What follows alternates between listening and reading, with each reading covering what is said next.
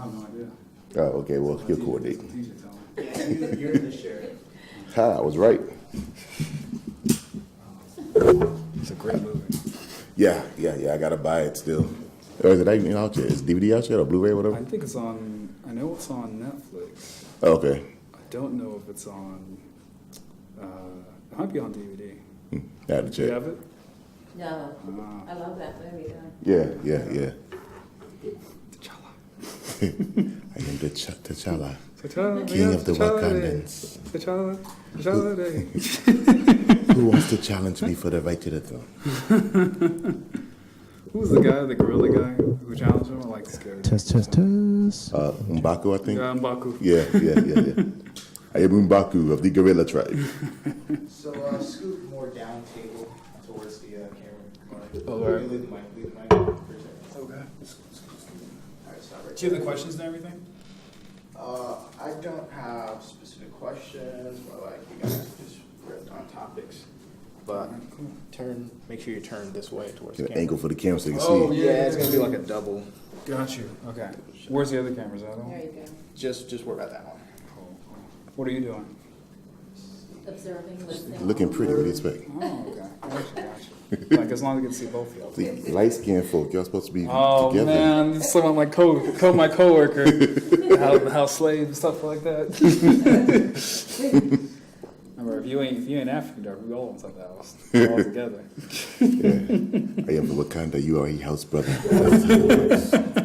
We are united as people. I think Jordan B. Peterson got really famous off of that. It took him on to the next level, really. Yeah. You know, if you look at, I mean, all the careers are kind of rising anyways, but that just set him as a cultural phenomenon. you Yeah, know, it did. Instead of just being a good actor now, so Yeah. that's crazy.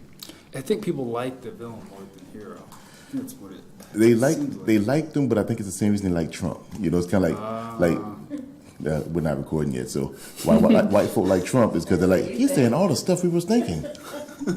Killmonger was saying everything that they was thinking. Oh, They're like, yeah. you know, he tired of America. They downtrodden on us. So He put it all out there, all the conspiracy theories, all of that. You know, we're so recording. Just I just said we're not recording. You're not helping right now. You got to delete that part. We're recording. Just like be natural. They're like, Ken's racist. You're gonna cut that part out, right? House slaves, Trump, Grab him by the hair follicles. That's what it is. Yeah. Mhm. colonizer. I was not talking about colonizers. I have white friends, 4 of them. That's always a sign that you're racist. It's like, you know, how many do you count? I have black friends. I have 5 of them. We come over for barbecue every time. Barbecue, really? That's the only time they come over? Okay. Gosh. Oh, gosh. I need to know when you actually record and not just me talking. Yeah, we're recording. We need that. Now I know why they have that red light on. You know, when they Exactly. the TV stations. We're recording, but I don't want you to feel like pressure to perform or anything. I just want you guys to just be comfortable just talking. Oh, I'm comfortable. I gotta edit myself when I speak. Yeah, is this being posted? Is this part gonna be posted right here? Yeah, we're just going live. So I'm recording, but we're just gonna basically it's gonna be streamed at Facebook, YouTube So when are we going live then? Let me rephrase it. right now. Okay. Now I have to be clean. I'm just trying to fix this one thing with this camera. Disclaimer: we respect all opinions, respect all beliefs.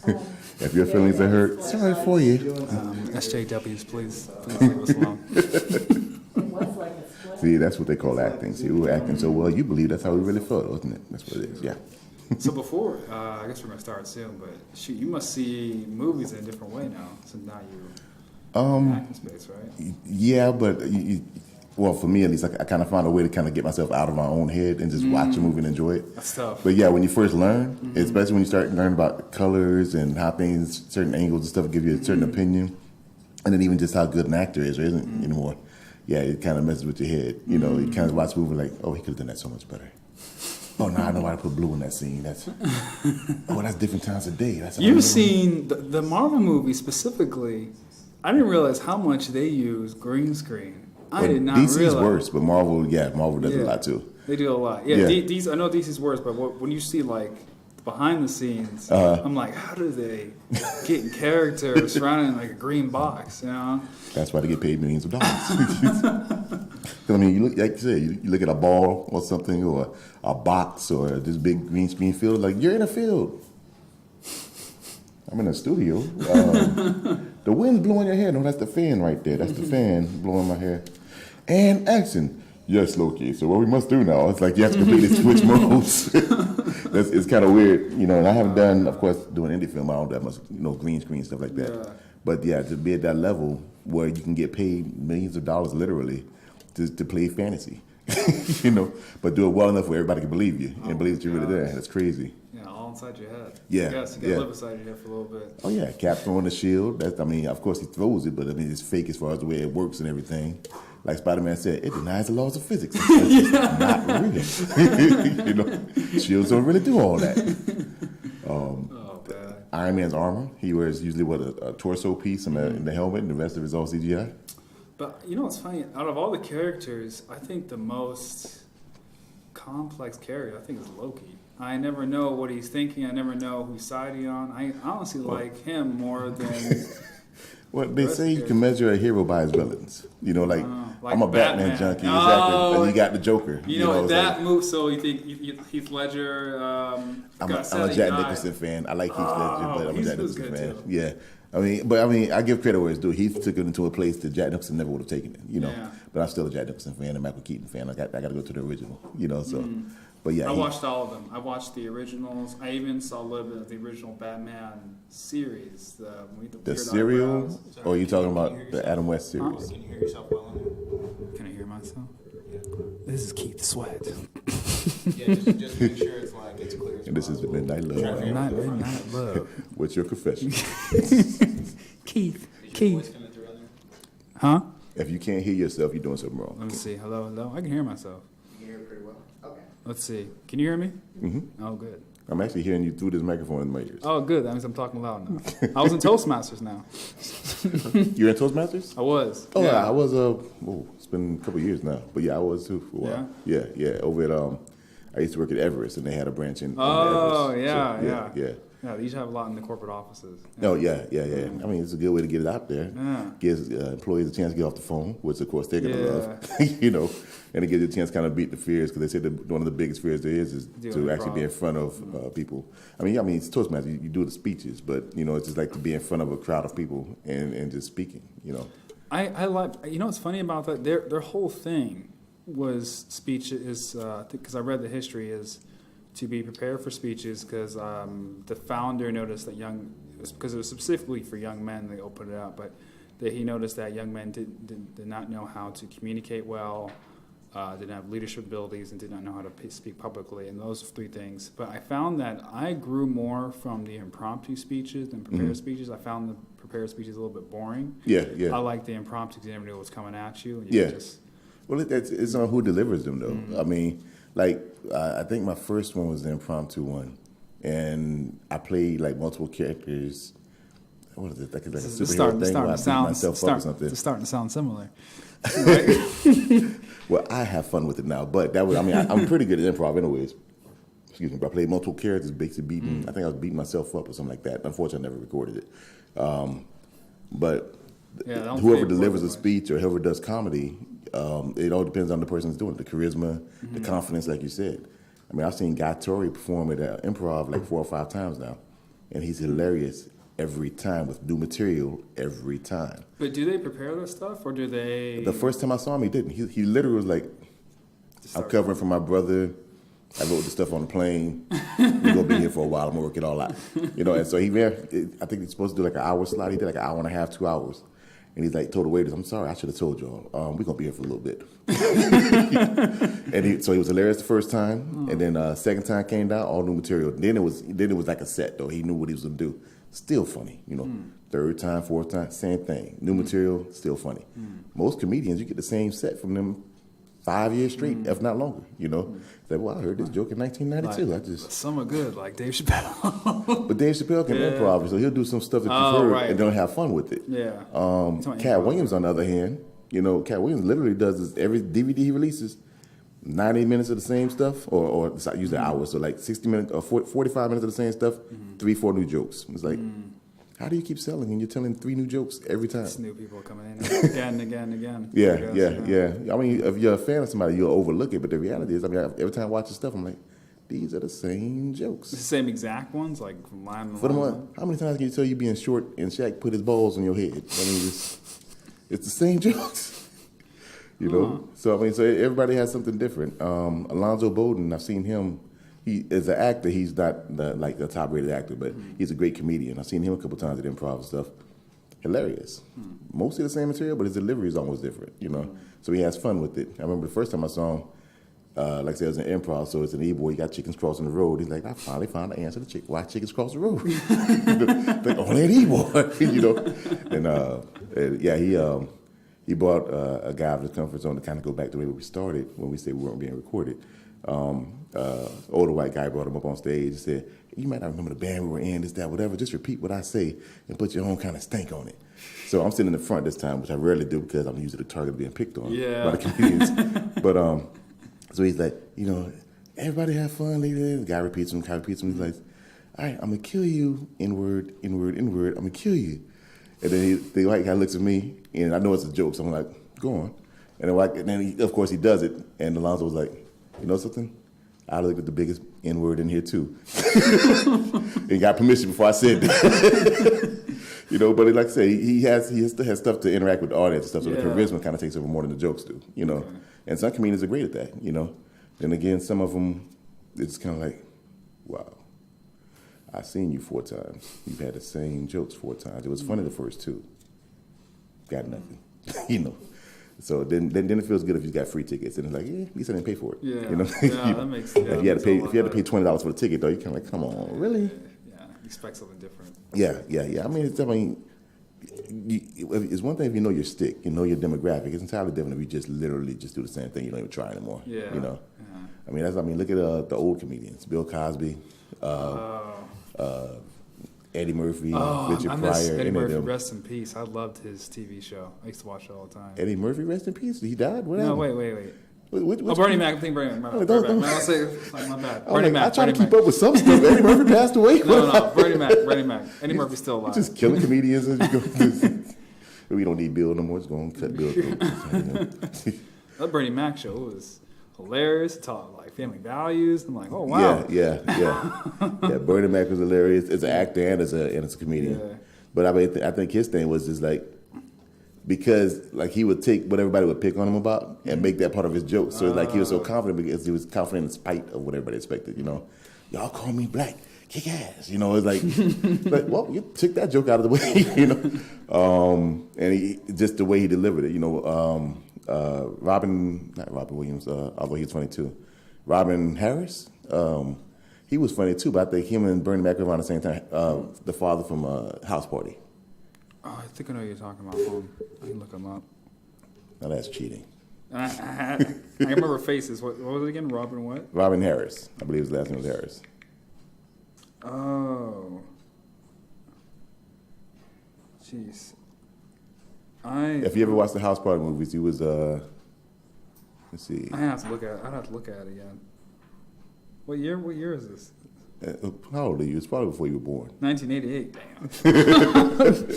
94. So you are as young as my daughter. So yeah, so it predates your time. But it's a classic movie, man. You should have seen some of this stuff. I've seen majority of it, but looking at that footage, I'm like, I guess I might have seen it when I was a kid and just don't remember. I gotta like bring it back. Yeah, well, if you've seen the House Party movie, he was like I said, he was can't remember if his kid or played his father. The light skinned one's father with the high top fade. And he would joke about him like, follow the drip, follow the drip, follow the drip, that type of thing. So if you haven't watched it, go watch the movie. I'll go watch it. Okay. But like the comedy back then, you had to be original, you had to be unique, you had to have your own sound. Kind of like rap, you had to have your own sound. Nobody wanted to be just like somebody else. You know what's funny? You say that Snoop Dogg was saying back in the day, rappers had to have their own sound or their own rhythm. If you did copy someone else, people would just basically excommunicate you. I guess now it doesn't happen anymore. So is that true for that as in for comedy, for music, everything? It's like you want to stand out. You don't want to be homogenized because if somebody says you sound like somebody else, well, why not go to the source and listen to that person? You know. So now everybody auto-tune stuff, and I love T-Pain, but he set a bad trend going. It's like, okay, you did good with it. Then I guess he gave his permission for Kanye and Lil Wayne to use it. Then you got Future, and then you got Designer, I think his name is, or somebody else. And it's like, all of you using the same style. You know, and it's like, the beats might be good, but it's not classic music. I'm not going to go home 5-10 years from now and be like, I got to throw that new Designer in there. Like, no, that's not going to work for me, you know. But classic hip-hop, before your time, it's like LL was different from Eric B, was different from Rakim, was different from Run DMC, was different from early Wu-Tang, anything. Everything had to have its own unique feel. Even if they're from the same area, it still sounded its own, you know. And then it's everything is not even, I won't even blame it on the artist so much. It's on the labels because they're saying, listen, this is what we're looking for, but this is what sells right now. Yeah. So you might go in like, I sound different. Like, yeah, that's good. That's nice. So we need you to sound like them, you know. And then you either give into it or you don't. Like Pink, the artist Pink. The singer? The singer? The singer, yeah. I remember she said when she went to LA Face label, originally they said, we want you to sound like, I think it was Britney Spears or Christina Aguilera. Oh, yeah. And she's like, I'm not going to sound like her at all. Even if she did try to sound like that, she doesn't really, her personality and the way she is doesn't match. Yeah, but she was more like a pop artist when she first came out. And then she just kind of went on her own thing. I don't think the second album sold through them or something like that. Yeah. So she was able to kind of, since that didn't sell, it's like she could recreate herself. Lady Gaga, they didn't know what to do with her at first, you know. She was Then Akon signed her. Yeah. You know, Akon signed her and said, just do what you do. Just go on, make us some money. He made a good decision. Yeah. He signed T-Pain originally. He signed Lady Gaga. He doesn't have to work anymore. That's why you barely hear Akon album. He might go do a little cameo on a track. Last time I heard about, he was building houses in Africa or something like that. He got the money. Yeah. And you know, he was doing good before that. I mean, with the two of them, it's like, he's rich. Multi-millionaire. What up, Pimp? Are we recording already? You want to come in? Who is that? You got the thing back there. How am I supposed to know? No. I don't know the guy. You just... He's looking, I guess. He's kind of scoping. Okay, He's scoping us out. Oh, okay. It's like, there's a lot of black folk with headphones on. But yeah, I mean, the way any entertainment thing really should be is like, it should be about making. You don't always have to make a statement per se, but you should be able to bring a unique view to something. So if everything is the exact same thing, you know, like I said, whether it's comedy, whether it's singing, anything, you start making it where it's just cycles. You know, there's classic films like the Star Wars franchise when they first started. There, Star Trek, even any of the comedy shows back then. But everything seems like a remake now, unless they remake it. If they have to remake it, they have to remake it in a different way. Like the original Batman movies were different. I mean, were different from the ones that were made with the Dark Knight series. I mean, the Dark Knight series was darker. Yeah. It was more. I mean, I definitely like the cinematography. I like the storylines. Yeah. I like how they made it really realistic. And the Spider-Man movies, I like how they remade it. Which version? The original. Oh, which version? The one with the guy who Tobey cried a lot. Maguire. Yeah, he could cried every 2 seconds. That's Toby, I think. Tobey Maguire, Andrew Garfield, Tom Holland. Then way before your time, there was even like really cheesy ones. I heard about that. I saw it. Where you had the web cartridges on the outside of the hand and the utility belt and everything. But that's what I had to grow up on. See, but they brought that back in the new Spider-Man movie. They brought back some of it, like his web spinners on the outside, but in the Andrew, which one was it? They made it organic. It was the one with Tobey Maguire in it. Okay, they weren't originally organic anyway, so they changed that for the film. Yeah, well, I'm glad they changed it back because with the Marvel and everything. Recently, they've changed it back to where he has to wear. Yeah. But it makes sense though. I mean, because if you bit by a spider, I think the joke is that the webbing would come out of your butt. It would. Nobody wants to swing that way. So it kind of works okay that it's not organic. But it's like you just try to. I mean, that's a good example though. Is that you try to find the Batman story's been told forever. Spider-Man story's been told forever. These are properties that have been around 40, 50, 60 years. Yeah. So it's whether it's cinematically or in the comics, how do you make it different? Because it's still the basic story. You can't only change so much. Batman's parents have to die. Peter Parker has to be raised by Aunt May. Uncle Ben has to die. That's their motivations. So how do I make this a little bit different so you're almost seeing something new, And, I mean, they're doing a great job. Actually, I like every incarnation of Spider-Man, I do. to be honest. I do. The first three, I like the first one. I like the first and second one for Tobey Maguire. The third one... I was disappointed because Venom was supposed to be this big... But see, he didn't want to do Venom. I think that was Raimi's last film, right, for Spider-Man. Yeah. He didn't want to do Venom. Marvel made him do Venom, and so because I think he wanted to do Sandman and the Vulture, if I remember correctly. And Marvel said, no, Venom is like our major Spider-Man villain. You have to put him in there. But they didn't make him right. They didn't make him like huge, menacing. Like they're making him in a movie, which the character. I'm hoping it's good. Yeah, it's the same actor who played Bane, right? Yeah. Bane sucked, by the way. But actually, he was. I noticed, because if they made him how he really supposed to be, I don't see how they could do that without making it a little bit. Excuse me. I guess corny. I'm not sure because not really. I mean, you think about it. It's basically steroids. He takes the drug Venom is steroids, basically. So it's kind of like makes him huge. Yeah, I mean, I wouldn't have made him. I wouldn't have made him swell up as much. Yeah. But he seemed to be more because it seemed like Bane in the original Batman the comic book was more of like brute force than strategy. He was brute force. Well, it was strategy too. Remember, in I think it was a Nightfall series story arc. He sent a lot of Batman's villains against him to tire him before he fought them. That's the reason he was able to break his back. Because Batman was like, I haven't slept in 45 days. I've been fighting Riddler, everybody back to back. I'm tired. And Bane said, okay, time to fight you now. So now you're hyped up on steroids. You got a tired out Batman. Of course you're going to win the fight, So he was definitely strategic. And I'm happy they didn't go with the original costume because the costume sucked. Yeah. But I mean, they could have kept the Venom part of it. Yeah. But the only other live action incarnation of Bane we got was in George Clooney's Batman. What was that? Batman and Robin. Yeah, he was a and weird that one sucked slave. Way worse. I mean, I think on this one, I would have liked them to have had the Venom drug, for lack of a better term, and not the whole voice thing. They're trying to yes, Batman. So I was like, no. You were in darkness. Exactly. I was born in darkness. It's like, just have him be normal, but it was okay. I mean, Christian Bale's voice was more annoying to me in the whole Batman trilogy. I'm Batman. It's like, no, you have something in your throat. Shut up. Just be silent. You've seen the parody? Or the parody of the interrogation with Joker. I haven't seen that one. I've seen a couple of parodies where they do it and everybody does his voice, of course.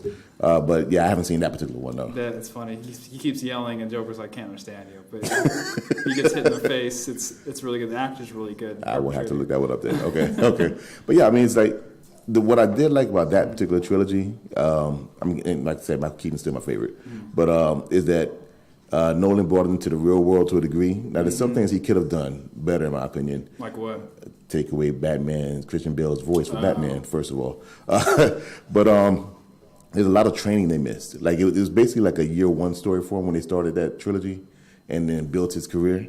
And there's a lot of training in there that they missed. Like, Batman didn't just train with the League of Shadows. He trained with detectives and everything. That's why he's the world's greatest detective, which that brings up a whole other issue. But he trained in different styles of martial arts and stuff, and he trained with the League of Shadows. But they just said, oh, no. He went over there, he went to the prison, then he went to League of Shadows. And he came back to Gotham. It's like, well, you missed a lot of the story of what made him who he is. That'd have to be a whole entire movie series, though. You can't do that in one. I mean, they don't get it right in Gotham either, the TV series, the TV show. Oh, I didn't watch it. I heard about it. I watched some of it. I haven't watched all of it yet. I've got to catch up on it. But there's the stuff they're missing out, in my opinion, in there. The biggest problem I have with that is that, okay, you're making all the villains older than Bruce Wayne. Yeah. So that means when he becomes Batman, they're already almost ready for him to retire. And the oldest one was Freeze, I believe. I think Freeze was old. Riddler's already on the police force, so if Bruce Wayne is like, say, 12 to 13. Wait, Riddler was on the police force? Yeah, Edward Nygma. Enigma, that's the Riddler. I didn't know that. Did you like Jim Carrey version of? I thought it was corny, but it's okay. Okay. The corniest one they've done for that series of movies was Mr. Freeze. When you had Arnold Schwarzenegger. Type through Freeze. It's like, yeah, really, no. And it's such a great. He has such a great villain story because it's one that most of them they're just lunatics, but he he is actually doing it to save his wife. Yeah, it's trapped. I forgot what some disease. Right? Yeah, I forgot what disease it is, but yeah. So basically, he's like, I'm gonna freeze you until we find a cure. Yeah. So I mean, but a lot of Batman's villains, they either have their own reason for their psychoses. I mean, outside of the Joker, who's just crazy, but he's crazy on a level where you have to think, is he a genius crazy or is he just crazy? I think he's also a chemist because he actually designs a lot of the stuff he has. Like he's the Prince of Crime, right? That's what he's called. The Crown Prince of Crime. Yeah, that goes back to the Adam West TV series. Because I saw that there was a cartoon called Batman, Brave and the Brave and Bold. Yeah, Brave and Bold. Yeah. And there was a episode where I guess he switched universes with Night Owl, and Night Owl got free, and then I didn't see that he started causing crime, and then basically when Batman came back, Joker basically tracked him and said, he was pissed because he wanted to be the only Prince of Crime, and Batman was taking over everything. He didn't like that. That's funny. I'm going to look that one up there. Yeah. I didn't see that one. Yeah. But but like I said, Joker's on that level where his belief, because he actually knows Batman's already Bruce Wayne. So his belief is He that. does? Yeah. Oh. There's actually a surprising number of people who know he's Bruce Wayne. But I didn't know that. yeah. Well, in the comics, even the film is even worse because in the film, almost everybody tells somebody who they are. Yeah. So like this is your secret identity. Iron Man comes right out in the movie like, I'm Iron Man. It's like, really? Right up front? That's how it's going to be? I thought he did do that in the comic book. He was more... He did, but it wasn't. I mean, you got to think, like I said, these are characters with 40 to 50 years of history or longer. They don't come right out and say that. It's just some writer getting the storyline and say, I need to do a new twist. Well, you're talking about the movies. Because in the movies, it's kind of hard to... I mean, unless you don't wear a mask like Superman, it should be pretty easy to tell. Okay, that to hide is the who you are. lamest disguise, the glasses. Well, actually, what? when you get the right actor, it's not as bad. Think about it. If you would look at somebody and say, okay, you're the same physical stature, but if you go from Christopher Reeve did it best probably when he played Superman back in the 70s. If Superman, he's standing like I'm Superman. But when he's Clark Kent, he kind of slouches a little bit, brings his neck down, changes his voice. I don't know, man. So, you can still. If I was a fangirl, I'll be all on that. I'd be like, you know what, you look really close to him. Head up and chest back look. But yeah, it's all how you act it. Yeah, but I mean, anybody. I mean, what was it? There's a storyline basically where I think he had somebody else come in costume to play him. So he's like, no, I can't be Superman. Look, there's Superman right there, type of thing. And a lot of times that's what they do. I think in the Supergirl series, she had Martian Manhunter do it for her. So anytime that she had to prove that she wasn't Supergirl, he would swoop in, change his physical stature, and be Supergirl. And it's like, oh no, I can't be. Look, Supergirl right there, she's flying off. Bye, Supergirl. But a lot of characters do that. But that's once again getting the writers, and it's like, well, I'm kind of back into a corner now. How do I get out of this, this area where it's like they should have figured it out? How would they not figure it out? Oh, I have somebody else play the character for them. But yeah, Superman's an easy one. Flash is actually kind of hard because like in the TV series, they make it where he changes his voice by vibrating his vocal cords. But he actually vibrates some too when he's in character, so it's kind of hard to tell us who it is. Superman could also be doing that too. I didn't like his character in Justice League. The nerdy. I didn't expect to like his character in Justice League. I actually ended up liking it. Although I didn't like the way they changed the storyline some. Character-wise, he was funny. Like for there were certain moments, where like when he's running and he sees Superman like watching him, that was and the it's kind of like, oh, okay. So there's moments that made him likable. As a character, like when he, granted they threw us a bone, so to speak, at the end, where they said, okay, hey, I'm joining the police force as a scientist. It's like, okay, that's fine. But that was your character the whole time. You weren't the Flash before that. That's actually what made you the Flash. So I didn't like how they changed some of the mythos, but of course, they're going to do it in film. It's a different medium. You have to change some things. Yeah. But changing that thing is kind of like, you're kind of losing some of the... But I understand why they did it, too. There's no character on the team the teenagers can identify with, so they had to make somebody be that character. Because it would either been Cyborg or Flash that had to be kind of brought down some. Cyborg didn't want to go with the whole tech thing, so that, okay, well, if we focus on his teenager side, we're going to miss out on this tech side we wanted to do. So let's do it to the Flash because he's not the A character. Right. So I think that's what they went for with that. So I kind of understand it. I mean, I like it, just when I understand it. Well, no, merchandise would be, of course, the toys for the characters, but like the Batmobile, stuff like that, where it's kind of like, okay, now you can do different variations of the Batmobile. You could do, they didn't do the Superman black costume, but they did, and they would have two different costumes they could picture Superman in. I would buy that. Oh, well, just because nobody's seen it on the big screen in the actual official film yet. I know the first thing that's going to happen, and when that happens, is I'm going to go to the gym. I'm going to see that every week. Yeah, well, if they do the Zack Snyder cut, which is still back and forth on whether it's ever going to actually happen, I think he actually had on the black costume briefly. So that would be kind of cool if they do that. What's the history behind that? Because I'm not sure if you keep up with. And actually, I'm supposed to be interviewing you, but I don't. But let me ask you one more question before we get into that. There is. Do you keep up to date with the DC animated movies at all? Not as much as I'd like to. I mean, I'm up to some of them, but I'm not completely up to Okay, it. so what is? I don't understand Superman in the black costume. What does that represent? What's the history? I'm a little lost. Well, when Superman died, Yes. he came back in the black costume. Basically, that's just. It was just he get like long. He hair. had a mullet, so that was a long hair. Basically, he died. I can't remember the character's name that killed him. It was the whole Rocky thing in the Batman vs Superman movie. Something with a D, but the name always escapes me. It's not Darkseid. No. Darkseid is what they should have He's brought to coming the later. films. I know he's coming later though. He was supposed to be in Justice League, but they did do Steppenwolf. It's a lead up. I would rather have them build up and not try to catch up with Marvel, which seemed like what they were. well, that's their whole universe right now. Is they're trying to catch up to Marvel. That's why they're throwing everything out there so fast. They've got. I mean, Marvel had the benefit of letting them marinate. The funny thing, though, I point out to people about the films is that there was a time when DC films sold, the Marvel couldn't sell a film until they sell the lives. And then now it's flip flop. Oh yeah. When Superman Christopher Reeve came out, they were running things in the 80s. Batman movies was running things. Yeah. Marvel did a very poorly received Punisher with Dolph Lundgren. Yeah. They did Doctor Strange with an afro. Yeah, he was a Jewish guy, you know. Wait, there was a Doctor Strange movie already made? Oh yeah, way back when. I guess they don't bring this stuff up. Disney want to. I'm sure you can probably Google it and find it now on YouTube or something. But yeah, I mean, so they can do a good movie worth anything. The best thing they had at the time was their TV series. Like they had the Hulk TV series. Yeah. So I watched a lot of that, and exactly. the Marvel, the Avengers and stuff like that. Well, they had the cartoons. Starman. They had the animated stuff. They had the Hulk TV series. But it's funny, like I said, DC was ruling the movies. Marvel was kind of ruling TV and the animated at the time. Now it's flip flop. Yeah, it is. Marvel's running all the movies.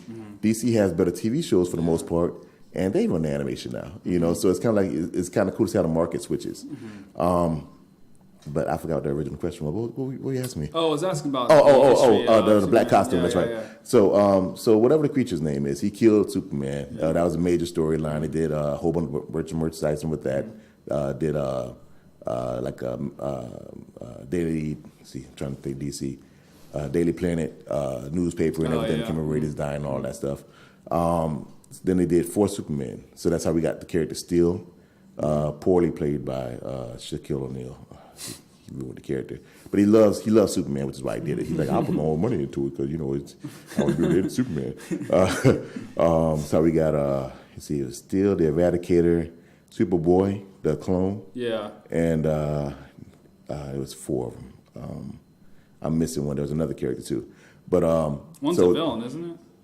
The Eradicator became a villain. It's like a Kryptonian leftover piece or whatever. So it basically said there has to be a Superman, and they recognized that humans weren't able to. They had to be kind of more ruled and guided, so to speak. So it kind of became a villain of that. Gotcha. And then so they had those storylines to make it seem like, okay, we're never going to bring Superman back. We want you to exist in a world without Superman. And then they said, okay, well, he's our franchise player. Kind of need Superman back now. Yeah. So when he came back, like I said, he came back in a black costume, had the mullet and everything. And they had to reestablish him as a character. So to differentiate him from everything they'd gone before, like a clean break, black costume, let's run with that for a while. But the black costume doesn't seem to be very popular. It seems the classic. It was for a time, for a while. But I mean, you can only change so much and keep the. I mean, at one point he was like an electric blue in Superman and an electric red Superman, and they were the same character. He basically got split.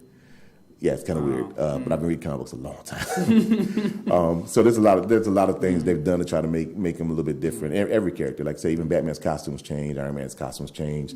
Different characters take up the mantle. Like at one point, Bruce Wayne said, or it's a couple of times it happened, but Bruce Wayne's like, I'm not going to be Batman right now. Azrael, I need to take a break. I need you to step in. Azrael at that time was like an anti-hero / vigilante, almost bad guy type of thing. What was his name again? Azrael. Who's Azrael? There was the Church of.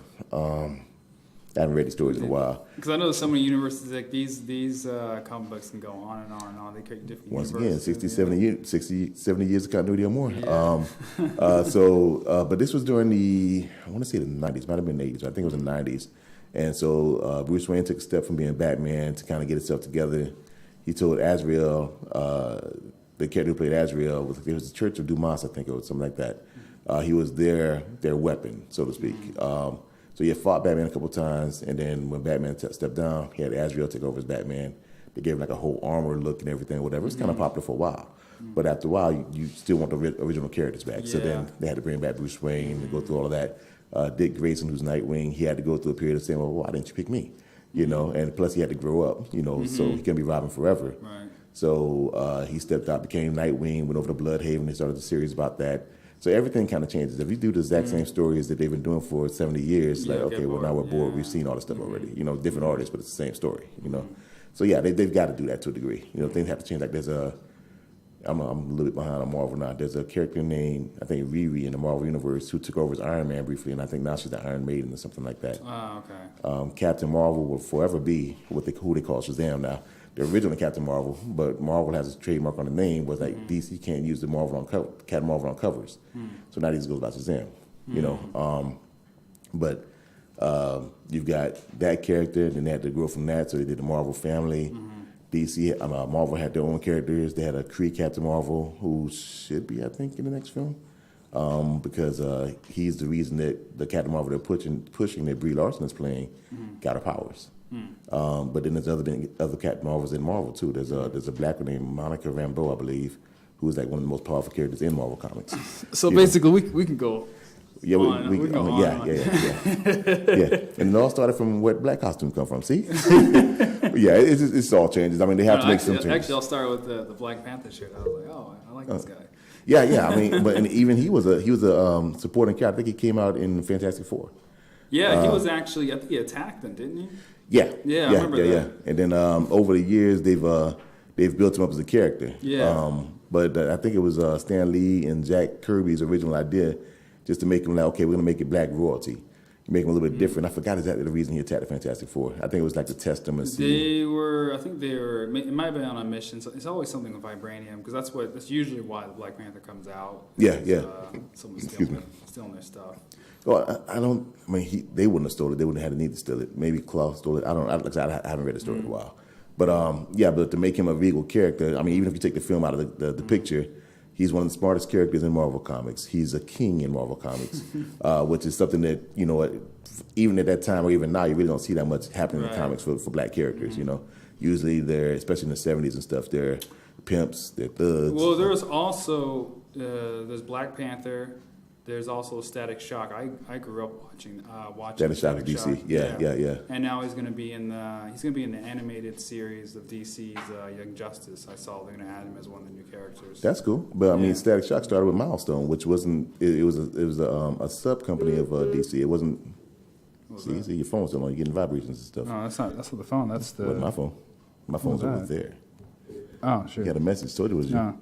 He's probably like, get back on topic. Oh, okay, yeah, he is. all right. Let's start the interview. Okay. Let's get to business now. Okay. We'll go back. We can probably talk more about this.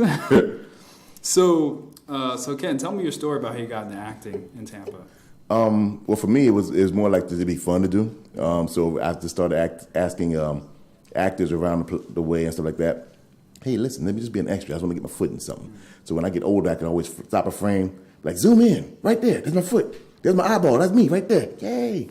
And then it kind of snowballed from there. People like to work with me, and I kind of found a joy and a passion in it. You know, before that, I was making my own comic books and stuff. So, but yeah, I've been doing it for close to 12 years now. 11 going on 12, I think, something like that.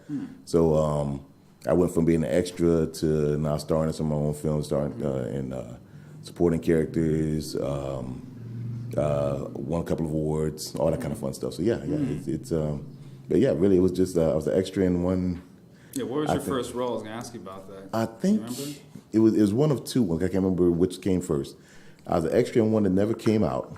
I think it was called The Con, but it's about comic book conventions, and I was literally leading the people I knew in the convention through the crowds. So it was either that one or I was extra in Joel Wynkoop's story. It was Survivors of Ramek, and I was one of the survivors on the planet, so to speak. That sounds interesting. Yeah, my first line was Olibo, which is Holy Bible, which is missing some of the letters. So that was the beginning of it. So Okay. yeah. What other questions? What else did he send you? He didn't say. Oh, so the next question is, why did you go from acting to writing? Well, I was always writing comics anyways, so the writing came natural to me. What happened though is for the Action Film Challenge, the very first one that Daniel Brienza does, you get 30 days to make a film. It was my first time trying to switch gears and go to that side of it. So Marcus Kempton and myself said, "Yeah, we'll do it. We'll make a team. You make this happen." So I wrote the story for that one. It was called Way of the Vigilante. How's the process for that? How that? It was different. I'm used to writing my own stories, so I never had to kind of check it with anyone else and say, "Hey, you think this is possible? What can we do?" Because in comics, everything's possible, you know. So I came up with the original storyline. He said, "Well, we won't be able to get all those locations, or whatever." Cut it down to more of a mainly one location shot with a couple of different locations to kind of spice it up some. And we shot that. Wasn't the best product when it finally came out, but it was an interesting experience, and that's what got me started with writing. And then that was the first year. And then after that, I started doing my own stuff for my studio. So my studio, Artistic License Studio, went from doing comics specifically to doing comics and film. Okay. So would you going back to writing for that first film? Well, what would you say the biggest thing you took from that experience, besides adding it to your repertoire, of course, for services? For me, really, it's finding a team that you can work with to bring it to life. Like I said, I'm not used to really bouncing ideas back and forth. I'm used to just kind of writing what I want. But that took some adjustment too. But the biggest thing was just like, if you get people that you trust in place to create a project, then trust them to do their job. So you want to get a team that say, hey, I know you're great at cinematography. I don't have to stay on top of you because you know what it is. Let's bring this to life. You know, if there's limitations, tell me why. You know, same thing for like sound and every other department. You want them all to be able to function autonomously, and you just kind of just say, hey, listen, we're on the same page. So that's the biggest thing I took from it. Okay, good. No new questions. I got to come up with your own. No, I know. I'm gonna cover my own. I was actually thinking because the question says, why'd you go from acting to writing? And it sounds like you wrote comic books. So you currently do both acting and writing right now? Yeah. I still write comics. I'm actually writing a web comic for my character, Mr. White, right now. Mr. White? Yeah, it's once again Batman Junkie. So Mr. White is one of my many iterations of Robin archetype, and his mentor is Mr. Black. Now, one of the fun things I did when I created these characters is I switched their races. So Mr. Black is actually a white guy, and Mr. White is actually a black guy. Yeah, it's a little different. But in that storyline particularly, without going through the whole history of the characters that I've written, Mr. White goes to a super school to train upcoming superheroes. And the Mr. White thing is like a mentee program. So you join up as the character, you work under Mr. Black, and he teaches you the ropes. Then once you've graduated, then you go out and become your own character. So he's actually the third in line of Mr. White's. And then, like I said, he's like my Robin type of character. But yeah, so I'm writing that still. I'm working on stories for my anthologies, Predatory Ways, which is more vampire-based, and Solo Shots, which is anything can go, any kind of character I come up with, as well as other people in the studio. I'm getting ready to do another sketchbook with just the artwork I've done. A sketchbook for the Mr. White character, and put some stories in there too. What did you do for Mr. White? Why did you choose the archetype for Robin? I love Batman and Robin. I love Batman. I've got literally thousands of characters. But why Robin? Why Batman and Robin specifically? Well, the reason I like the characters, or just why I did that character in that vein. I would say why you like that character specifically, because there's thousands of superheroes, thousands. And I've got knockoffs of almost all of them. Yeah. But for the Robin one, it's I like Batman because he had to train to earn everything he has. I mean, if you take the money out of it, he still would have been a dedicated person in training. You know, he still would have probably gone and trained with the master detectives and stuff like that. He still would have went through a lot of the stuff he went through just with no money, so he wouldn't have the toys. Right, because I think he's the only character that had to train for the powers and abilities that he has. Most of the other characters either received it off of for the most part, or were born with it. Yeah, radiation, mutants that are born with it, stuff like that. Yeah. So or aliens like Superman. So excuse me, I won't say he's the only one. I mean, there's the Shadow. There's a couple other ones too. Green Hornet. But like I said, he's the main one that, like, if you look at it, he became the best of everything he had to do because of his drive. You know, and his motivating factor was his parents dying in front of him. So you can't beat that. Now for Robin, it's kind of like I was a kid / teenager when I got into comics. So even when I looked at Batman like that's something to excel to or aspire to, Robin was still the one I could identify more with because, like, okay, he's kind of going through it with me. Granted, he lost his parents too. Thank God I didn't. But he still had to work hard. Yeah. So I was about to ask. Yeah. Oh, no. I've been blessed on that front. Thing, I was like, I don't know how to segue into that. Oh, no. I mean, if you take that out of it, like I said, I mean, Robin had to lose his parents for Batman to adopt him. That's true. Or he actually never adopted him, but to make him his ward. Yeah. But then he had to kind of earn and live up to what Batman expected and what he expected of himself. So those are the two big things for me for those characters. So I've got Batman knockoffs. Don't get me wrong, but like I said, for Mr. White, let me come up with something kind of unique, in the same vein but different. You know, so he still has to kind of earn his spot in the hero legacy, so to speak, or whatever, and make people respect who he was. One of the fun things I do with him though is that for Mr. White, like I said, there's 3 of them, or there has been 3 of them. He's the 3rd one. The one prior to him had Superman type powers. The current one doesn't. But all the villains don't know that. So when they're fighting him, they attack him as if he has these powers. He's like, ow, hold up, that hurts. So you have to find ways around that. So like I said, just a way to have a little more fun with that same archetype, but spin it a little bit differently. Gotcha. Yeah. So do you relate to these characters the way you had to work to where you've gotten to the point you're at right now? It seems like you're doing a lot with all these different projects. I think you named like 5 at least. I can name tons, more than 5. But no, I just like to stay busy. I mean, the only way to succeed in something is to work hard at it. And then once you get to that level of success, you work harder to maintain it. So for me, because the blessing and the curse is that I have the creativity to do all these different things. That's the blessing of it. The curse of it is that it's hard for me to focus on getting one done. So usually I'll have people in my ear like, Ken, remember you're working on so-and-so. Ken, I still need this done. Like, yeah, hold on, let me get it done. Matter of fact, before I walked in here, I was working on a script for when I'm shooting next weekend. Oh, wow. Yeah, so, and when I leave here, I'm going back to work on the script for next weekend. But that was called actually, my director for that one was my director for my last film, Portrait in Blood, and she told me to make sure I shout her out. So Becky Yatta was my director for Portrait in Blood. We won it's for the 30-day horror film challenge. We won fan favorite film. Oh, wow. So that was her first award and first chance directing too. So that kind of worked out well. Proud, yeah. And she also was Gail Ann Hurd's assistant on The Punisher when they shot down here too. Oh, wow. So, but yeah, so we're working together. She's like I said, finding a good team. We have a great chemistry together. And once I give her the idea where I'm going, she takes the ball and runs with it. So, and I can just focus on being an actor because usually on my own films, I'm the star. So I'm writing them. Why not? So, but what was the question again? I'm sorry. I go on tangents a lot. Yeah, no, it's fine. The question was really, I was asking, do you relate to the characters of Robin and Batman more so because you've had to work to where you are? And you didn't answer the question. You were talking about how you've had to really work with. We had to really work with, like for instance, learning every aspect, writing, the movies, working as extras to where we are today. But when growing up, did you think you'd be here right now? I mean, not on the acting side. I never really had a passion for being an actor when I was younger. Now, of course, I do. I love it. But when I was younger, it was all comic books, to some degree music. What do you play?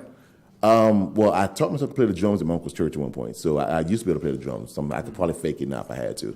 But we used to sing in the choir. We grew up in a church household. My grandmother was the pastor of the church, or elder at the church. We was in, had the jokes about the families that go to church 5-6 times a week. Yeah. That was us because we lived around the block from the church too, so we couldn't get away. So I was always singing in the background there, and then as I got a little older, I got into a couple of different groups. So usually I did the bass because that's my voice is pretty much naturally anyways. And then after the groups broke up, I started doing my own thing. So the last group I was in was a group called Vintage. It was me and my boy Nate and another guy named BJ. But we take off like we were playing, so it is what it is. Yeah. But I'm actually working on a mixtape right now. Wow. My audio keeps going out. But yeah, I'm doing a book of poetry that I just did 50 poems for, called Facets of a Man, and the mixtape's gonna be Facets of a Man also. So it just shows ideally different sides of what a man goes through, and just different emotions. It's not just a one-sided thing. So I try to have fun with that. Can you tell me more about that? I'm actually really curious about the mixtape or the Facets poetry? Of a Man? Well, just to show different facets of, like, a lot of times you'll hear music or read anything really, and it's all one directional. That's how I felt like that was the direction, because I was like, I think that's where it's going. Yeah. So yeah, I just I try to do a couple party songs. You want to give people what. Like I did a song called Just Tonight. You're just talking to a lady, and you meet her in the club, so you're like, hey, I just want to have fun for tonight. The ironic thing about it though is I have a friend named his real name is Romaine Simon, but he goes by J-Rock. He didn't catch on what I was saying in my verses. So his verse, he's like, oh, I want to love you and I want to be with you forever. I'm like, that's not what the song's about, but okay, that's cool. But so you've got everything from that to You Make Me a Better Man, which is that, endearing forever love song that I did with my group mate at that time from Vintage, Nate. And is talking about, hey, I'm in love with you. You make me a stronger man and a better man. You're a blessing from God type of thing. I don't hear that a lot on the radio anymore. I remember a lot of the, when I was a kid growing up, my grandparents listened to a lot of the soul music, like I think Sade and Sade. I mean, a lot of the 70s, 80s, and 90s kind of focused on it. Then late 90s, 2000s, once again, that homogenized sound. It's kind of like, listen, all that stuff ain't sounding like it used to, So just give us the I want to get freaky, which is nothing wrong with those songs occasionally. But it's like, okay, if everybody's doing it, it's no longer unique. You don't stand out. How do you have a career out of something that's just a flash in the pan? It's just a trend. Right. And so, yeah, like I say, it's not really out there that much anymore. I kind of missed that though. There was a lot of. It seemed like I could actually feel the song, connect with the song. And that's why I mentioned Sade, because a lot of her music was very, very great. I mean, I love listening to her. Our music, but now it's just kind of like the same thing. It's just like, I met you at the club, go back home, and I contact you, and it's both, both men. Exactly, but that's what sells, And then, but like I said, when you look at a career, like Brian McKnight will always be able to tour. Johnny Gill will always be able to tour. If Marvin Gaye were alive, he never would have to stop touring. Smokey Robinson. I mean, those are classic songs with artists that they gave you so much, you can kind of feel them either way, young folk and old. But then again, I go back to Designer and Future, and I'm like, nobody wants to listen to them 15, 20 years from now. I mean, unless you're in the club, you're like, oh, that's my jam from back in the day. You're gonna get home, but turn it off. So it's not timeless music anymore. And there's very few artists making timeless music now. To the point where the older artists are coming back and say, well, this is for the real R&B fans. Like, well, you shouldn't have to make that kind of statement. But I mean, every now and then Chris Brown does one. Like Please Don't Judge Me was a good song. They talked about something more than just sex. But then again, you got to look at me now. And he's like, I'm sorry about talking about my phallic. To say it nicely. So it's like, but like I said, there's nothing wrong with finding a balance, but just give more than just that. Justin Timberlake's first album, I used to like the fact that even when they had Timberland producing, he did a mix of tracks. His last track was almost always by Brian McKnight, and it's something you can feel. So it's like, okay, I'm gonna give you some kind of funky, up-tempo stuff you can really feel, because Timberland was the hot producer. But I'm gonna give you some classic soul to show you I can really sing. And like I said, you go to Johnny McGill. Wow, that's about messed up. Johnny Gill, Brian McKnight, any of the '90s singers really. Even Silk didn't just do "Freak Me" and all that stuff. They had to kind of toss some stuff in there and say, "Yeah, we still love you, ladies." So, I mean, like I said, I want that to come back, and I'd say everything goes in cycles, so I'm pretty sure it will come back. But right now, it's struggling. It's on life support, But I mean, like I said, everything goes in about 5 to 10 year cycles, and it goes to the next thing. So I think I think it might be segregated to small section of groups that listen to music. Because when I work at the dealership, I'm driving the cars. They have satellite radio. Okay. Yeah. So thank God.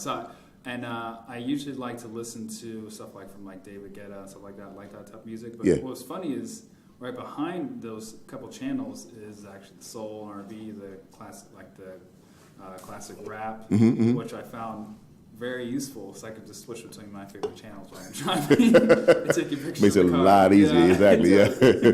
Yeah. I mean, a few times I've been in cars with satellite radio and stuff like that. That's the benefit of it. You can kind of go to something kind of geared to what you want to hear, versus just being stuck with what the radio wants to play, which is going to be mostly the current stuff.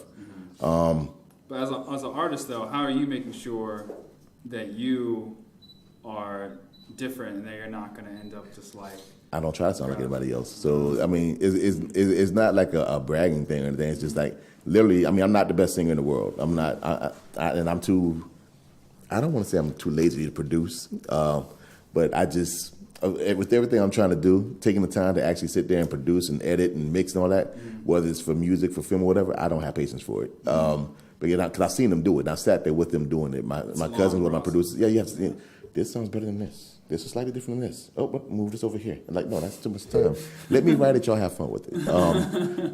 So my cousin produces most of my music. I've got a couple different people doing it, but my cousin G Nasty is my main producer, and he'll tell me if it's something that's whack, like really quick. You know, he's like, yeah, that didn't work. Let's do it again. Yeah. My friend Wes Styles, he's in California now. When I met him, he was down here in Tampa. He's produced a couple tracks. And my friend Sir Jace, who's like a brother to me, but he passed away recently. But I got a couple tracks from him too. So it's gonna be like an eclectic mix. I'm gonna mix some of the poetry in it also. So when I finally do the mixtape, whenever I get it down, we talk about it for a while, it's gonna have like a balance of everything. You know, so it'll be a fun ride. Okay. Can you tell me more about that group? It seems like you're surrounded by a group of people that really support you. It sounds like people that can obviously, I like to call it, cut you into diamonds. I'm not sure if you know the motivational speaker called Eric Thomas. I've heard the name. I'm not sure if I listened to his stuff. I heard the name before. He mentioned something about how to make a diamond. You got to cut it. You know, everyone wants to have success, but no one's willing to bleed for it. Okay. So it sounds like you had a core group of people that, quote unquote, cut you to make sure you're able to produce quality content, like you mentioned. Yeah. Something's whack. Can you tell me more about that core group? Because I think a lot of people see the artist and what they're doing, but they never see the people that are supporting the person behind them. Well, like I said, it's about getting a good team. It's not just a team on a project. It's just in life in general. Right. I'm blessed to have family and friends who keep it real with me, starting from my brother, my sister, my mom, my dad, all of them, to the friends I've chosen as close friends. Not just the average, hey, how you doing, and keep walking friends. But when you get people that are honest with you, they're not afraid to be honest with you, and vice versa, it's a two-way street, then it's kind of hard to go wrong. You know, I've been told I'm a relatively humble guy, but a few times I get close to having an ego and don't realize it, they remind me, oh, yeah, come back, your head too big. You know, and I'm like, oh, okay. So in film, like I said, Becky's one of them. My friend John Williams, who another award-winning film, actually won multiple awards now, for Solstice, which is the first one that he did for me, and then for Cursed, which was like is really his project, but he allowed me to help him with the writing and the production of it. So and it came out well. We won like 5 awards for that one, I think. So I've got them on the film side. Family, yeah, I heard that too. Family-wise, I've got, like I said, my cousins, my kids, everybody, and just some people just I'm associated with.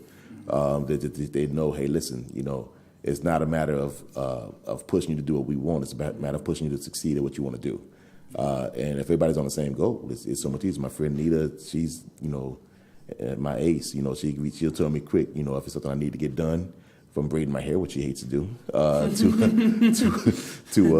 running me somewhere, running an errand for me, and vice versa. Again, you know, we're there for each other. You know, but stuff like that will help you to get to that point where it's kind of like, okay, now we're at a level of success. But like I said, once you get there, to maintain it, that's where the work really starts. Yeah, you know, it's like. I call it my Denzel level. But once I get my Denzel level, I can't just stop at Denzel level. I have to keep going to make it, you know, legacy money, you know, where it's like, exactly. I mean, he set aside enough money where if he's retired today, his kids are taking care of, his grandkids are taking care of, and so on and so forth. I want to be at that level where it's like you pass on his lineage, you know. But it takes work, you know. Nobody can just stop and say, hey, I made $1 million and say, okay, that's it. That's not it. That's where you really have to grind in. But if you don't have that right team there, it's so easy to fall by the wayside or blow that money like MC Hammer. From a multi-millionaire to he's still doing good for our level, but for his level, it's like he's not even close to what he was, you know. And he's tried many things to get there, you know. But it's like, you know, he started racing horses and all that kind of stuff too. And it's kind of like, but you're not going to reach that 90s MC Hammer money or 80s, late 80s, 90s, whatever it was. MC Hammer money is done, you know. But he acknowledges it, you know. It's like I seen him do an interview. It's hard to fall from that. Well, he was overdoing it. He overextended himself because he wanted to save everybody. And it's like you have to kind of pick and choose. Yeah, you can still do to help everybody, but you can't employ the whole neighborhood, and they don't have the same drive themselves to do it. You know, right. So yeah, he just overextended. I mean, he's going on tour with hundreds of people, if you go on tour, not that I'm at that level, but if I'm going on tour, you need maybe 10 people. You know, somebody to make sure you get to your places on time, somebody to do sound checks and stuff like that, and just keep it moving. You know, but he had like 30, 40 dancers. Then he had a live band and this, that, whatever. And it's kind of like you're just getting there. You're blowing your money. Then when he had a fall from grace, so to speak, the money wasn't there. And he said, he's like, a lot of people I helped out and gave them jobs weren't there for me when I had needed the help. You know, so. But he also said, like I said, he's like, don't feel bad for me because me at my lowest right now is still better than the average person. You know, so I'm like I say, he's still doing well for our level, but for what he was, I'm sure he looked at him like, man, I used to have so much more. Yeah. You know, but I mean, I think he finally found his peace in that too. You know, so. So, what type of support group or team does an actor need? Do you think? Ideally, from the business side of it, you want to have a good agent or manager. You want to have. Let's see, a lot of this stuff I don't even have, but I got to make time for it. Working a regular job throws it off some too. But you want to have a good agent that's working for you to get your business, get your work. A manager, someone to look at the contracts and everything too, which the agent should do, but they're kind of different jobs. It's similar. You'd want to have, let's see, I'm trying to think at the lower level because Brad Pitt has like, you know, all those, that level, they have their own makeup artist, the whole thing. But at this level, you want to have those people working for you. You have to remember to hustle for yourself. So you are your biggest agent. You know, if you won't work to get yourself a job, how do you expect anybody else to really do it for you? And then you want to have people like family and friends who are just kind of like, not that they're going to be yes men in everything you do, but they're going to tell you, you know, you can do it. Just keep working. You know, give you that attaboy every now and then. But if you get yes men, that's like the biggest detractor because they might be on your team, but they're only doing it as long as you have money. You know, and then they're not going to tell you the truth, you know. So if you mess up, they're not going to say, "Hey, by the way, you know, you could have done it so much better." They're going to be like, "Hey, great job." I mean, how many groups have broken up? Did you think of where people went on a solo act and then didn't sell at all? But they broke up because everybody got in their ear. Oh, the group won't even survive without you. Nobody can make it without you. You're the man. It's like, stop telling them that. That's a lie. You know. Well, so some people like Beyonce. Beyonce worked out well. Worked out well for her. But you got to think about it. Her dad and her mom ran the group. She was always groomed to be the star from the get-go, you know. I mean, her confidence doesn't hurt, but she was groomed from a young age to have a confidence. But you look at Beyonce, look at Solange. You know, she started out as a solo artist, and comparatively speaking, not a Beyonce, you know.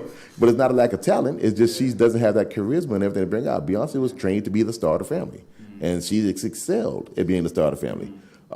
Destiny's Child. I mean, if you look at the other ones, it's not that they're not talented, but they didn't have that same grooming, you know, from the start. I can't think of the other one's name. I know it's Michelle, Beyonce. What's the other one that did leads with her? I don't remember. I think it's something with a K. I can look it up right now. You are so cheating. But whatever her name may be, she was always groomed to work alongside Beyonce. She wasn't groomed to be a solo act. So she never had, in my opinion at least, I never spoke to her, but in my opinion, she never had the mindset of I can be a solo act. So once she became one, she had to learn the business and learn that side of it. Whereas Beyonce always had that there. Look at New Edition when they broke up, still my favorite group. But you got Johnny Gill standout act, Ralph Tresvant standout act, Bobby Brown standout act, Belle Biv DeVoe. They had to say, well, listen, you got some downtime now. The stars have gone. We should do a project. Now, fortunately for them, Poison took off. But nobody was looking at them as solo stars. And when Ricky Bell did his own album, it didn't sell as well. Yeah. You know, so it's kind of like I said, some people just, if your mindset is to work to be the star and to work, not even to be the star, if your mindset is to work to be the best you possible, the things will happen. If your mindset is to work to be the star, a lot of times that's how people blow their money. You know, it's like, I got a first $1 million contract. Look at my new car. Why? Really? You just got $1 million. That's all, you know.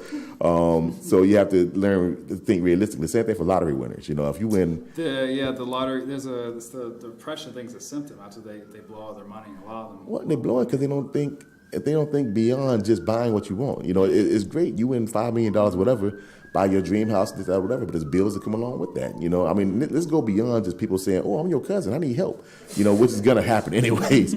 But let's go beyond that. Just think realistically. If you buy these things, they come with bills attached to them. Yeah. If you buy a house, it has property tax, it has maintenance, it has regular things, electric, water. You don't plan that because you just spend all your money on the house. If you buy a car, especially if it's an expensive car, He has expensive repair bills. The car insurance is going to be expensive.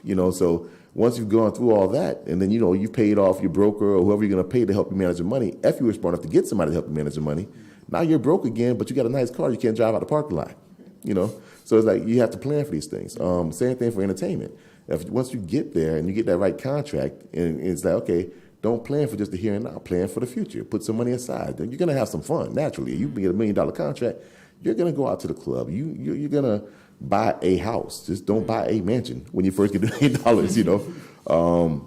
You're probably going to buy a car. That's fine. Don't buy the Bugatti. Buy something else, Work your way up to that, Huge. It's gonna be huge, huge America, huge. But I mean, like, there's no reason to start at the top when you're not at the top money. You're in the mid-ground money. I like to look at people who have done it correctly. I mean, it's not like I'll take a Denzel level. So it's not when Denzel got Glory, he said, "Oh, I'm rich now. I'm done." He's kept working harder to become the actor we know versus being a good actor in one film. So. I mean, everything is about always building and redefining yourself. The core you stays the same, but what are you doing to make yourself better every time? And so a lot of actors take classes. I should take classes, but I don't really have time to take classes. But I push myself every time I do a project, though, to kind of bring something new and to teach myself something different. So I've been getting better over the years. But there's certain things like I can't cry on command. If I'm in a film right now, they're like, "Cry, Ken," I'm like, no, that's not happening. But so I need a coach, or at least training one of these days to be able to do some of the weaknesses I know of for myself. And they may even find things that be like, "Ken, that was good. You ever thought about trying it this way?" And I'll be like, "Oh, no." Oh, that's another thing too. Be open to criticism and don't look at it as negative. Look at it as a way to grow. Now, I may or may not relate to you directly. Like somebody may say something like, "Man, that's not even close to what I was going through." But if you're at least open to listening to it, you can always grow from that. But people who are closed-minded and just say, "Oh no, why are you putting me down? Why are you saying I couldn't do so and so and so and so?" And it's like, okay, you're limiting yourself because you're not open to being able to grow beyond what you think is perfect. So that's probably like the biggest for anything, life, school, test, everything that people skip is that openness and being willing to learn and willing to grow. So I'm sure it went off topic again. Oh no, you answered 2 questions because the question was what type of sports does an actor need. You also touched on what does an actor probably need as well as open to criticism. And that group, I'm pretty sure it can help you because remember I mentioned your cousin, the producer, said if something sounds whack. Oh yeah. Tell you it sounds whack. Yeah, exactly. But should actors form their own groups or their own productions? It depends on the stories they want to tell and what their goal is. For me, Artistic License Studio, like I said, was a comic book studio first, so we could tell stories as a unified front. For film, it's kind of the same thing. I mean, the studio name is always on there because I'm trying to bring everybody in the studio up.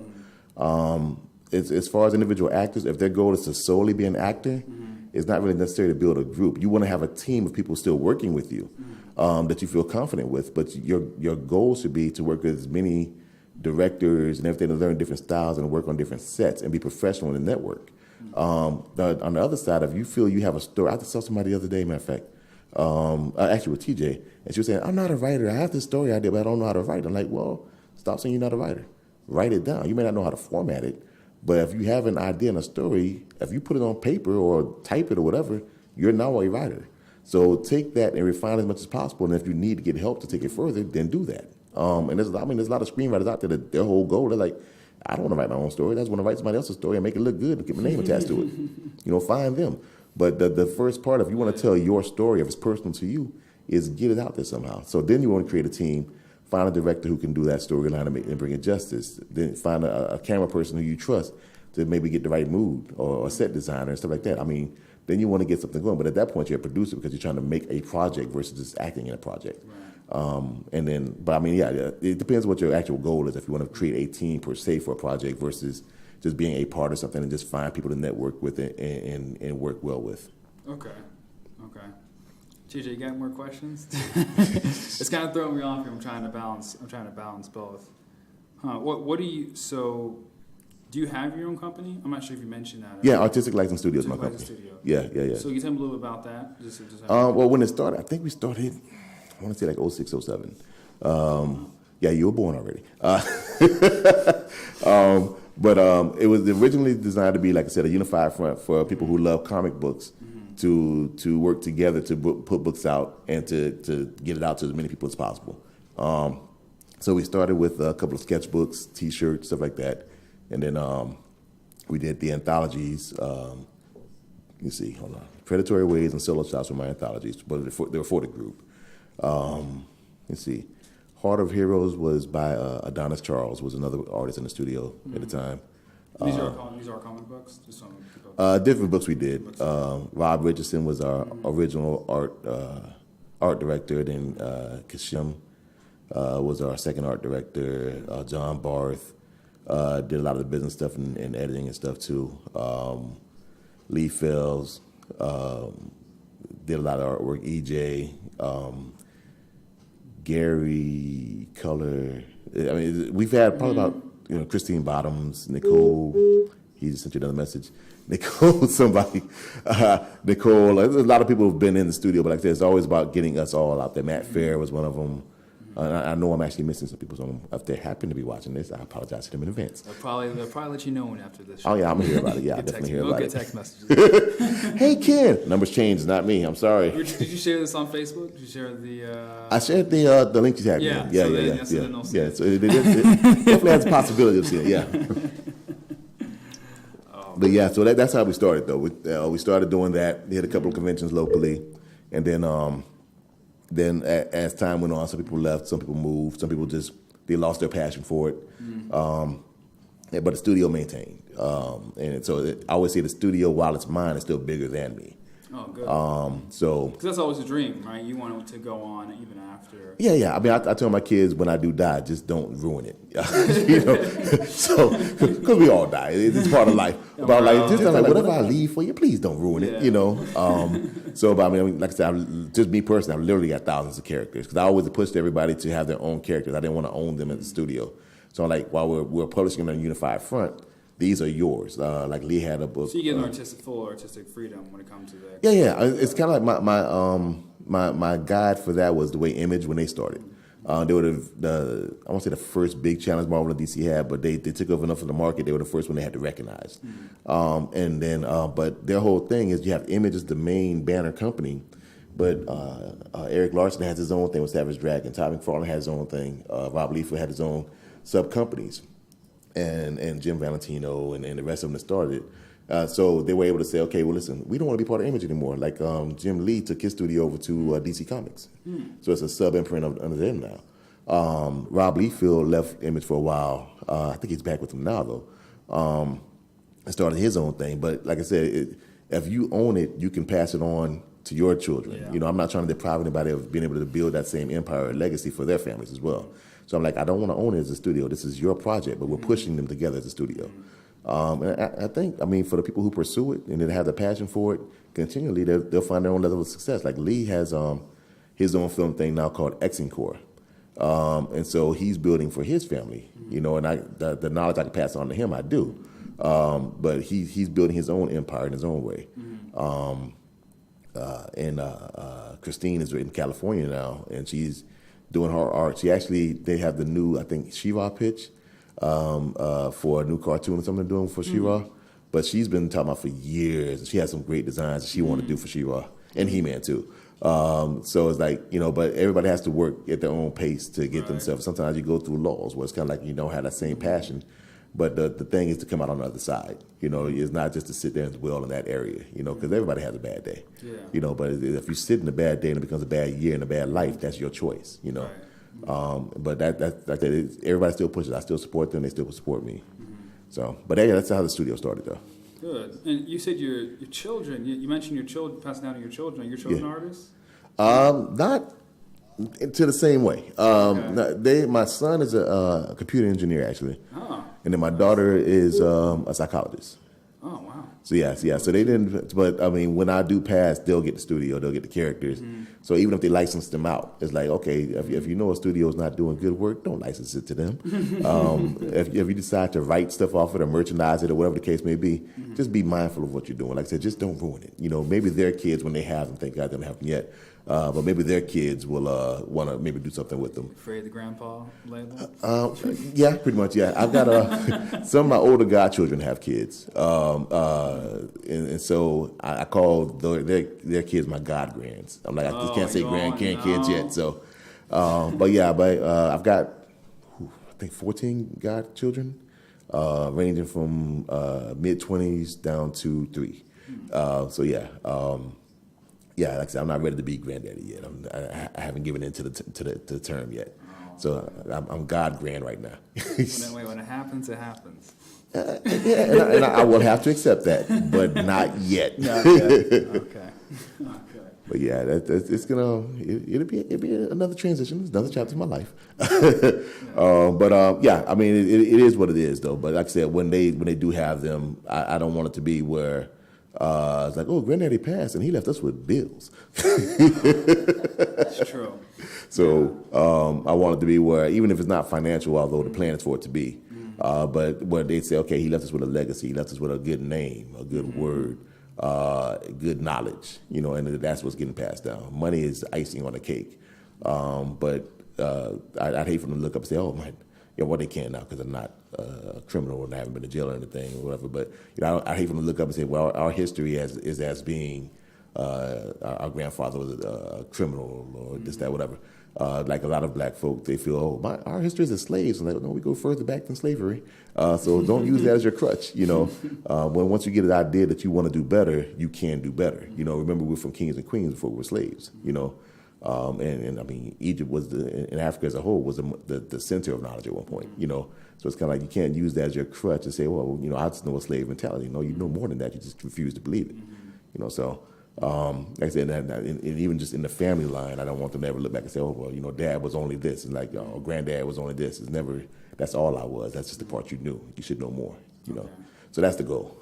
Good. I want to. I think I'm going to ask TJ. So we're almost at 5 o'clock, so we're going to be probably wrapping up soon. There's 2 things I want to go over. 1, I want to ask you about the Black Panther movie, and 2, I got to make an announcement that TJ sent me. Do the announcement first, get out the way. Yeah. So there's the Tampa Bay Theater Fest from August 31st to September 2nd. To contact Rory Lawrence at the Strauss Center Tampa. Rory Lawrence, great actor also. He's actually the founder and starter of the Tampa Bay Theater Festival, which I go to pretty much every year. I at least catch a couple things there every year. I got to check it out. I've never been there before. Oh, yeah, it's fun. It happens to be, my birthday's September 4th, same as Beyonce's, which everybody likes to remind me about. Like, it was mine first. But yeah, so it's theater festival. It started out really small here. I think this is the 3rd year, if I remember correctly. Oh, wow. And they have workshops. They, of course, show plays. It's all about theater. If you type it in Google, it'll show up? Or the yeah. You can Google Tampa Bay Theater Festival, and I'm sure you get their website and the events and all that stuff there, too. Facebook. Actually, they have a free meet and greet, I want to say on the 31st at the Straz. Yeah. If I remember correctly, because I'm going to try to make it to that also. Yeah, 31st. It's got confirmation. Okay. But yeah, it's a good thing to hit. It's a good time, but also on top of that, like I said, just to get out, socialize, rub elbows, network. It's a good time to go out to.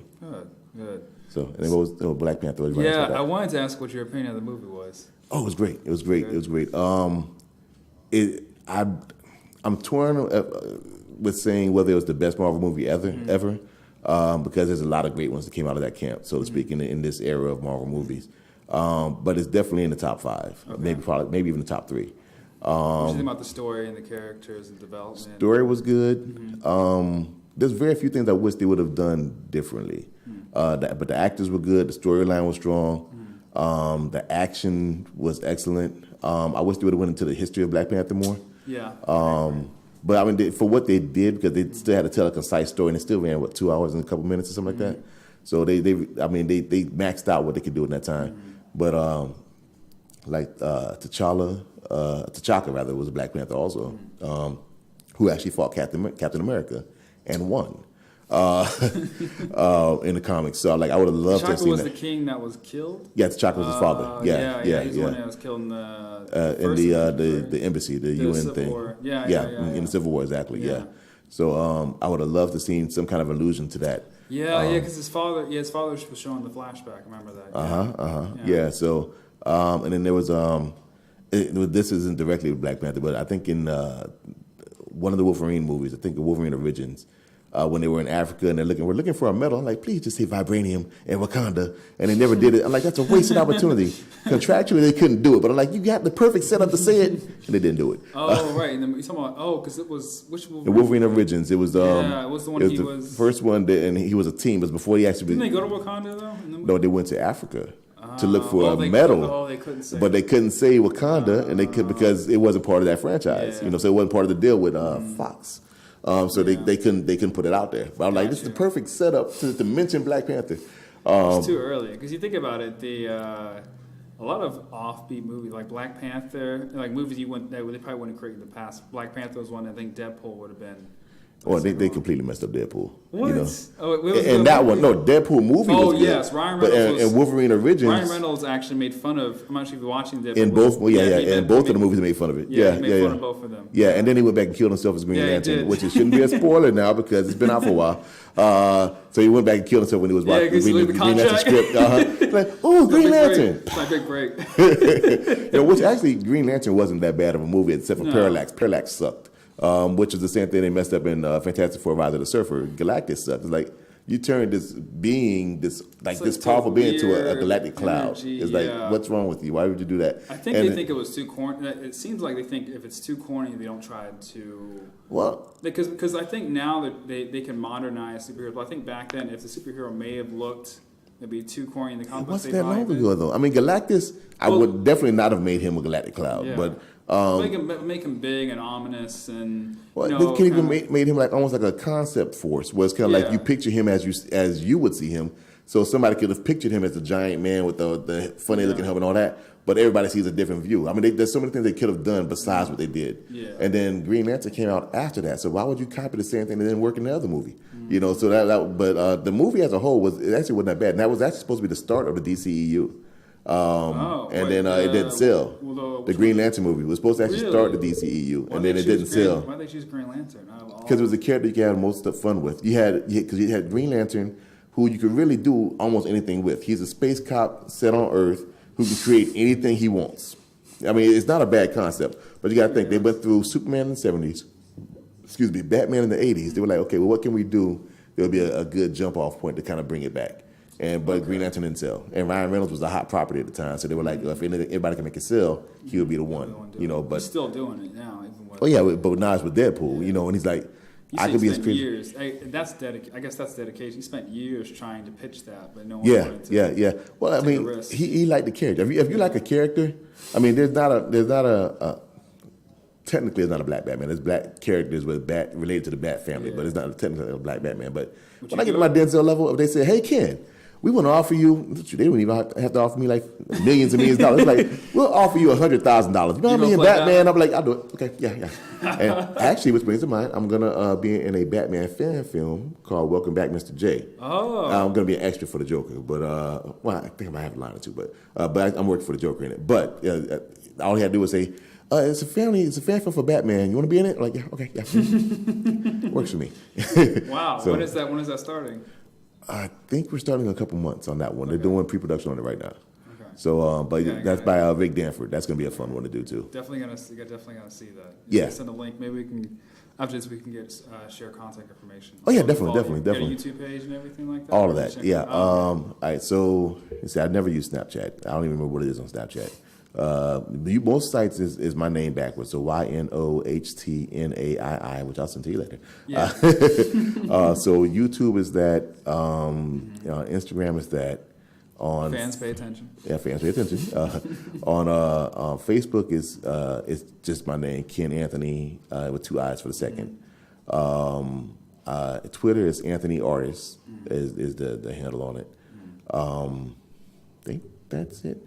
I still have MySpace that I never use. And if, oh, wow. Yeah, I check it like once a year just to see, oh, that's new. And on to the next day.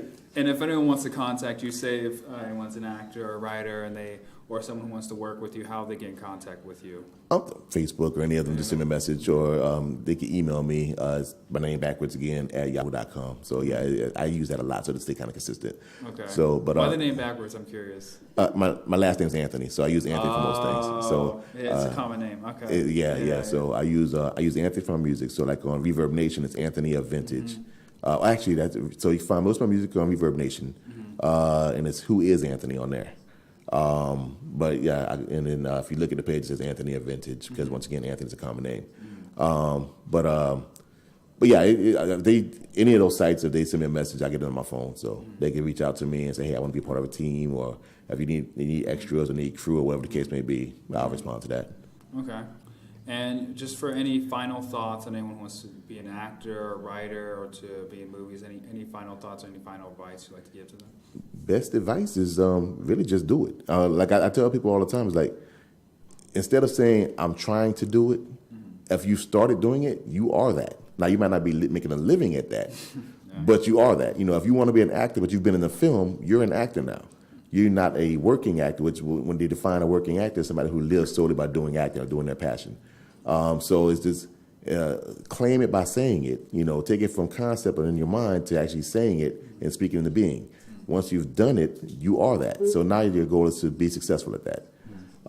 So that's the biggest thing. And the second one is to work hard at it, because if you don't work hard at anything, it's worthless. And then the third one, be open to criticism, because you have to be able to listen to the good and the bad and be open to growing. That's the only way to grow. If you're strictly like I'm the best there ever is, you can never become better than what you think you are.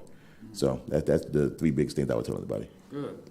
And we have one more announcement that TJ wants to make. Am I passing to TJ or am I Yeah. Robert? Okay, can you hear me? I can hear you loud and clear. We can hear you now. Okay, hi Tampa. So just want to let everyone know the acting class is Stay in classes. is I've been to a continuing couple of them. tomorrow. Mm-hmm. Acting class is Sunday at John Germany Public Library, downtown Tampa. The class starts at 3 o'clock. It's going to end at 4:30 tomorrow, so it's an hour and 30 minutes. And just come comfortable and just ready to act. We're just going to be continuing the classical fundamental acting skills class, and we're going to have a shoot next weekend. Going to announce which day it is at the class tomorrow. Awesome. And that's it. Thank you, You all guys for got joining any questions for me? TJ, you're amazing. Okay. It's John F. Germany Library, so there. Big no. So why are we off? I think we're off. I don't hear much anymore. Say your last. Huh? What? Oh, just say your last words, goodbyes. Oh, thank you for joining in. And I enjoyed talking to you, man. You gotta tell him your name. Oh, Kamari. My name's Kamari. His name is Kamari. I'm Ken Anthony. Turn my mic back. That's TJ. That's Terry. You can't see them. Yep, and one last announcement. You can follow Tampa Film Network on Instagram, Facebook, Twitter, and on YouTube. And thanks so much, you guys. We'll let you know when the next podcast is. Goodbye.